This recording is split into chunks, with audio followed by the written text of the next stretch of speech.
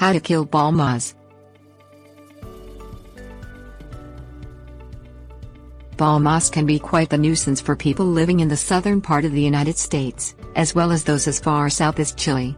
This plant, which is not a true moss but rather a relative of the pineapple, grows on trees and fences and is spread by the wind blowing its seeds around. While ball moss hardly affects healthy trees, it can prove detrimental to trees that are not in the greatest health. Many people feel ball moss is rather unsightly and wish to remove it. Doing so takes relatively few steps and requires few resources. Things you will need: high-pressure cold water sprayer, pruning shears, baking soda, water, copper fungicide. Use a garden hose and attach a high-pressure nozzle to it. Turn the water on and direct the spray at the ball moths. This should knock them off of the tree, but will not ensure that more do not show up later on.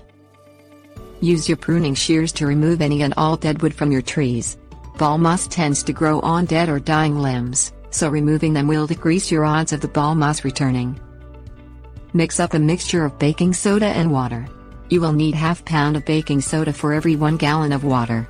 For example, if you use 10 gallons of water, you will need 5 pounds of baking soda. Put the mixture in a sprayer and spray all around areas of the tree where ball moss is located. Use a copper fungicide if the above efforts have failed. You can find copper fungicide at garden supply stores or online at gardening sites. Take the fungicide and spray the areas affected by ball moths. It can take the ball moss years to fall off with this method, however. Tips: warnings. Since ball moss does not actually kill trees, try looking at other reasons for your tree dying, if that is the case.